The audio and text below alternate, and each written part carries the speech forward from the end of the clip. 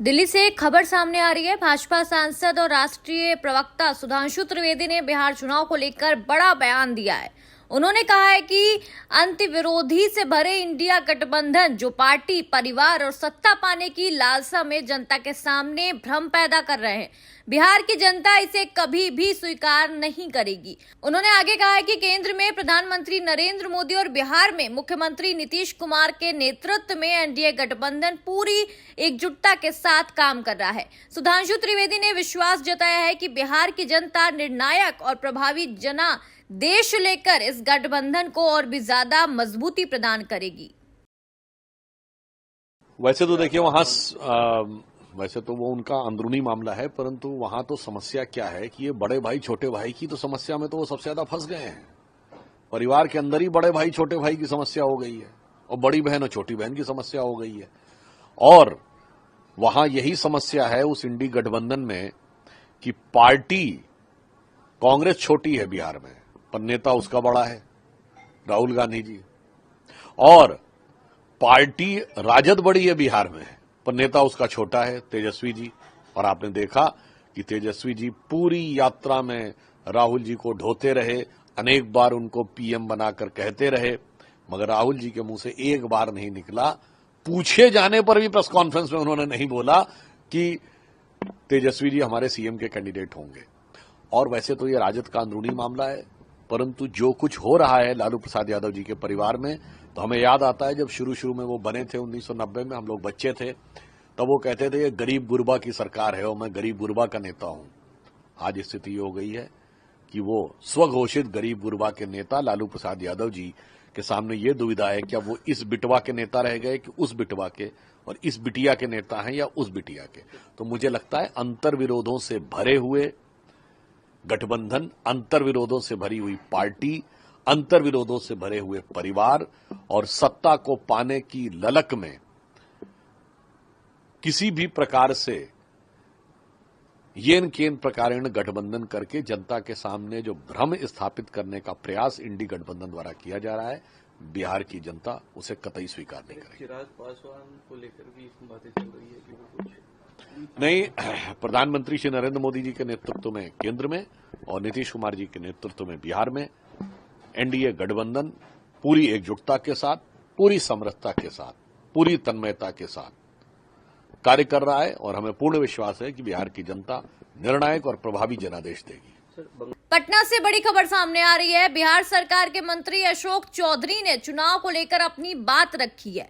उन्होंने कहा है कि अगर चुनाव एक ही चरण में होते हैं तो वो पूरी तरह से तैयार है। उन्होंने ये भी बताया है कि महाराष्ट्र में एक चरण में चुनाव हुए हैं और बिहार उससे छोटा होने के कारण एक चरण में चुनाव संभव था, लेकिन चुनाव आयोग ने अन्य दलों से विचार विमर्श के बाद 2 चरणों में चुनाव कराने का निर्णय लिया है, जिससे वो स्वागत योग्य मानते हैं। मंत्री चौधरी ने कहा है कि अब संभावनाओं पर विराम लगना चाहिए और जल्द ही सभी सहयोगी दल सभी सीटों पर अपनी भागीदारी की घोषणा करेंगे। ये तैयार है, हम लोग तो हम तो अकेले मतलब एक पे भी हम तैयार थे। मतलब अगर एक चरण में भी चुनाव होता तो उसके लिए भी हम लोग तैयार थे, क्योंकि हम लोगों का एक्सपेक्टेशन था कि महाराष्ट्र में एक चरण में हुआ है तो बिहार तो महाराष्ट्र से छोटा है, तो अगर बिहार में भी एक चरण में हो जाए तो हम लोग तो मेंटली प्रिपेयर्ड हैं।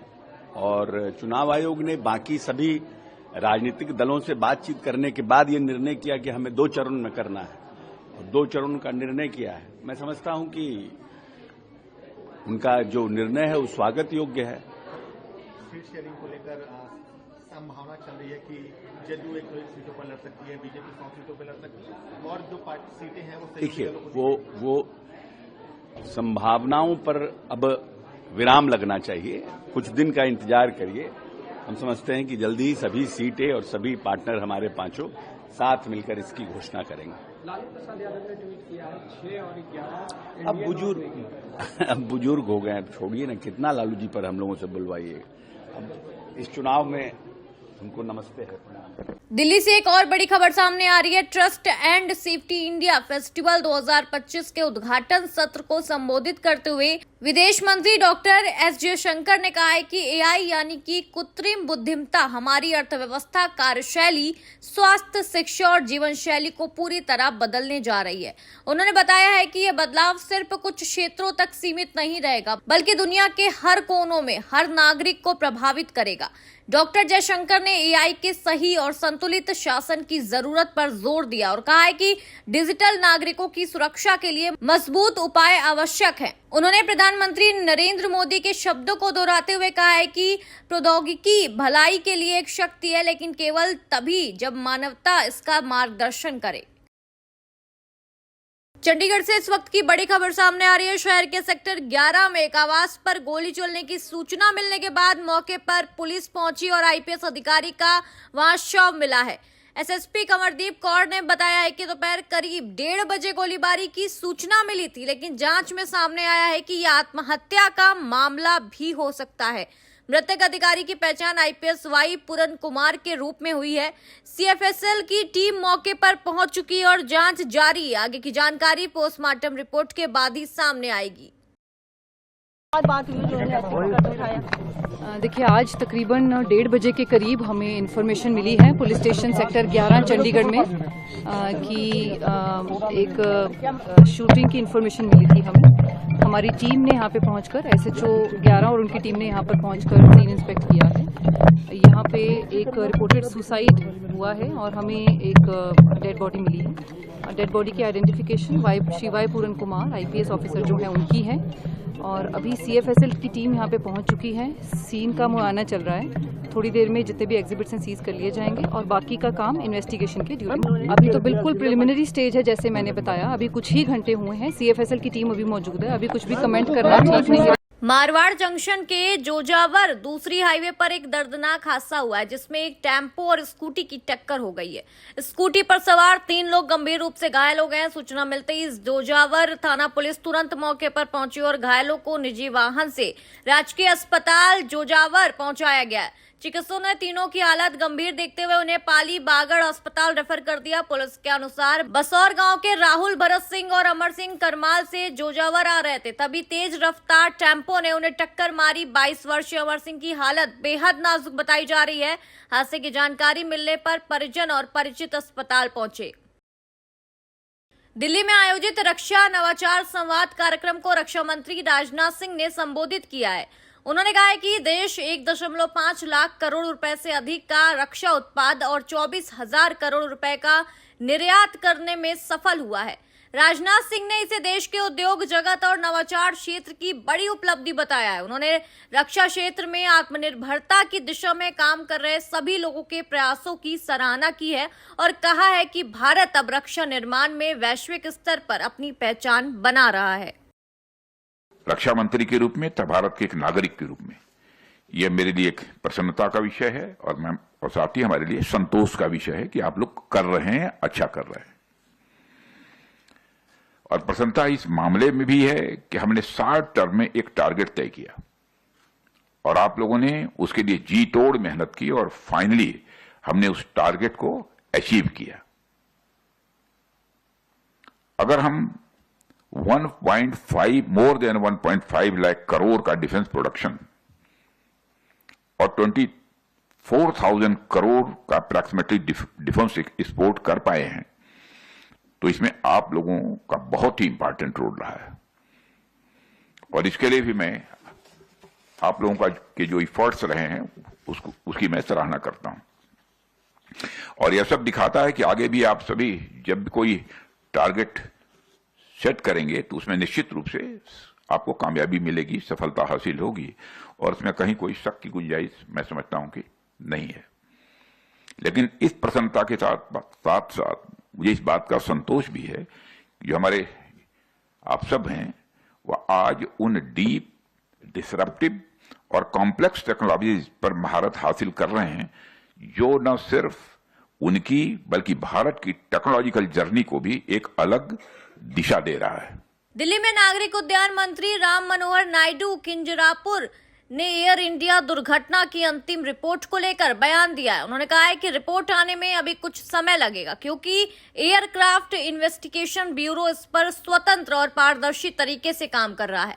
मंत्री ने स्पष्ट किया है कि सरकार जांच एजेंसी पर कोई दबाव नहीं बना रही और रिपोर्ट तभी जारी की जाएगी जब सभी तथ्यों की गहराई से जांच पूरी हो जाएगी। उन्होंने कहा है कि सटीक और निष्पक्ष रिपोर्ट के लिए आवश्यक समय दिया जा रहा है।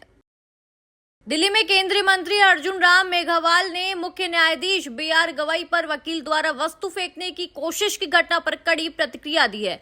उन्होंने कहा है कि यह बेहद निंदनीय घटना है और कोई भी भारतीय इसका समर्थन नहीं कर सकता। मेघवाल ने कहा है कि घटना अदालती कार्रवाई के दौरान हुई जो न्यायपालिका की गरिमा के खिलाफ है। उन्होंने मुख्य न्यायाधीश द्वारा दिखाए गए संयम और शांत स्वभाव की सराहना की है और कहा है कि न्यायालय की गरिमा हर हाल में बनी रहनी चाहिए। देखिए, ये घटना निंदनीय है। कोई भी भारतीय इसके पक्ष में नहीं हो सकता। कोर्ट चल रहा था, उस समय इस तरह की घटना हुई और हम इसकी निंदा करते हैं, लेकिन साथ में जिस तरह से माननीय प्रधान न्यायाधीश जी ने संयम दिखाया, उसकी भी हम सराहना करते हैं।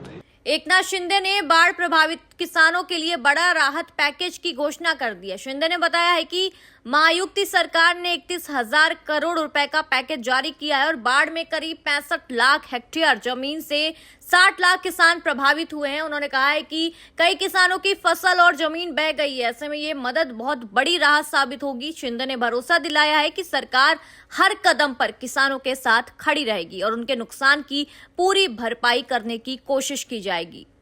यहाँ पर महायुति सरकार ने किसानों के लिए, बाढ़ग्रस्त किसानों के लिए एक 31,000 करोड़ का बड़ा पैकेज घोषित किया है। इसमें 65 लाख हेक्टर जमीन का नुकसान हुआ है, 60 लाख किसान इसमें बाधित हुए हैं और इसमें किसानों की फसल बह गई है, जमीन बह गई है, कई घरों का नुकसान हुआ है, जहाँ पर पशुधन का नुकसान हुआ है, कहीं पर जीवित हानि हुई है और इसीलिए सभी अटी शर्ती निकष बाजू में रखकर, NDRF के नॉर्म्स को बाजू में रखकर यहाँ पर 10,000 प्रति हेक्टर ज़्यादा पैसे देने का निर्णय लिया है, क्योंकि अभी खरीफ की खेती तो बह गई है, अभी रब्बी की खेती करने के लिए उनको जो आवश्यक चीज़ें हैं, बीज है, खत है, जमीन का रिस्टोरेशन है, ये सभी की आवश्यकता है। इसलिए NDRF के निकष के बावजूद 10,000 रुपया प्रति हेक्टर अलग से देने का निर्णय लिया है। जो जमीन का नुकसान हुआ है उसमें 47,000 रुपया प्रति हेक्टर वो भी निर्णय लिया है और उसके साथ 1 हेक्टर को 3 लाख रुपया मनरेगा की तरफ से उसको मिलेंगे जमीन का रिस्टोरेशन करने के लिए। बहुत बड़ी मदद है और ये किसानों के लिए बहुत दिलासा देने वाला निर्णय है।